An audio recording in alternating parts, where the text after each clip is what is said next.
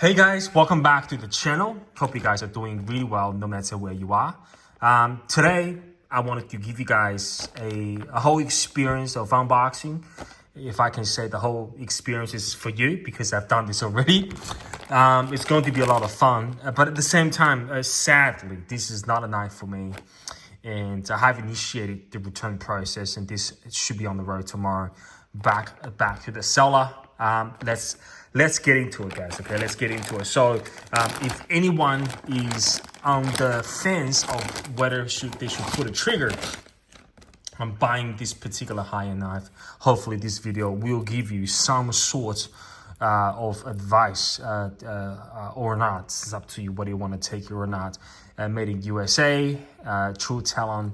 This is the local AD that's selling the Tactile. I've known them for a while. A certificate of authenticity. This is issued by Tactile, which is made in US. Feather inlaid, which is the handle titanium style. Magnica 63 to 64 HRC. This was made on the 29th of Jan this year. So I think a lot of people know that in the old batches, Tactile had problems with not just with one model, but it's just turned out that this is not for me. Whether that I'm being picky on some of the details that I'll talk on the video, or this is going to be something that the owner will have just to work with across the board. All right. So comes in a nice pouch. And of course, we have the knife here. Now, guys, look, I really want to keep it. That's the reason why I pulled a trigger on a decent price on the secondary market. But it just turns out that this is not the knife that I like, okay? Now, from the design perspective, this is not that bad at all. You've got that clear line in between. You've got those beautiful milling. I'll just give you guys some details about it. Beautiful milling on the side. Speaking of milling, I'm not sure whether this will tell, but in reality, you can pick up a very sort of obvious spots around here, a blackened spots. There you go. You see that? It's a bit there. That's the reason. That's actually part of the reason why I'm returning it, because it looks like a machine mark. It doesn't really show on the video. Again, it's around this area here. Is it gonna show like this? No. There you go. There you go. That's. You see that? Look, when you're spinning, I understand you guys will say, Felix, you're just being too picky. But in reality is, if a knife, if it's such a handcrafted or machine crafted product costs you north of $600 US, you do have the right that wishing this comes in a perfect condition. You got a bit of blackened spot here as a round shape, very obvious with my eyes. Now the problem that I have with this Archer is the function, the fundamental function being as a knife. I can't flip it. It's like it's locked in. I don't understand this. There you go. You see that? I can't do it. You might say, Felix, you're pushing pressure on the lock bar. This is a $50 same, right? Frame lock Tucson. One of my favorite budget knives. This is not my first knife. I can't be.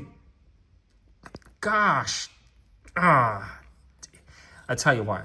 Because you cannot leave any pressure on the lock bar. I'm talking about any pressure. Look, in theory that it works, but in reality, it's no. When you're putting a pocket knife out of the pocket, you want to deploy it. And when you're deploying something, naturally, you want to grip it. You want to grip it at least with reasonable strength and knowing that the blade's still going to deploy. It's a terrible. I'm not sure whether this is just the ugly ducking out of all. But man, this is so disappointing, man. It just, look, the machine marks. There you go. You guys see that? See that black a bit, right? It's very obvious with your eyes if you're looking at this in real life.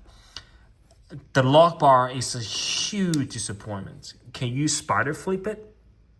You can, but you just gotta be very careful not to have any pressure on that lock bar. Okay, so just on this single line, it's just terrible, guys. I don't know what else I'm gonna say about this. This is not for me. I understand the construction of it. The milling is nice. Again, I'll give you guys some close up anyway. I might as well with having this. Again, looking at this, just picking this out, right?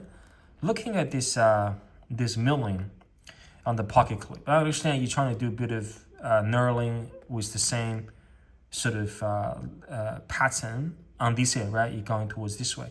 But what is this one doing there? It should be a clean cut, just like the other side. This is just not the top quality of US production made as I was hoping for. And this sells for more than $600? Man, I don't know what's going on. Tactile, look, I have a lot of knives. I'm not saying that I'm there, capturing some of the most expensive ones, but I do have knives ranging from $50, as you said, from the Tucson to $1,000 that I bought from a Oz machine company, that Rosie XL, which I've traded as well. But, knives like, I've got this back, guys. I've got this back. Knives like this at $377 can eat that Archer for breakfast for a week. Oh, knives like this put a smile on your face because there's work being done to it. It feels like a complete package. I'm actually on the hunt for my second Tiger. You don't really miss what you're missing out until you sort of do a comparison directly against some of the competitors. This is $669. This is $377. It's $300. It's 100% cost, almost more than this real Tiger. Is it even comparable? Ah, gosh, this is just tactile. I'm hoping all your other knives not like this, but I'm definitely not buying another one for sure. All right, guys, that's it. I'm not a fan of the Archer. If you have an Archer, if you work it out, if you think it's a beautiful thing for more than $500 you're spending on it, good luck. I hope you're enjoying it. That's all I can say. But this one's going back. This one's going back to the original seller. This is his prize. I can't fault it. If you love it, I hope you can get it. But this is definitely not his fault. This machine mark here is a factory default. If I'm him, I would raise a case with Archer. See that? It's on there. You can't make that happen. That looks like it was on that piece of tie before the machine worked on the pattern. I'm just guessing, right? But if I'm the seller, I would have definitely raised a case with the quality control, whether through the Ocean and AD or directly with Tactile. That's it. So that's all I gotta say. Hope you guys have a great one. And I will talk about this knife a bit more next time. Welcome back, Rare Tech. This is actually the Tiger that I traded. So I've traded it back. Hope you guys have a great time no matter where you're at. And I'll see you guys very shortly in the next one. Take care, guys.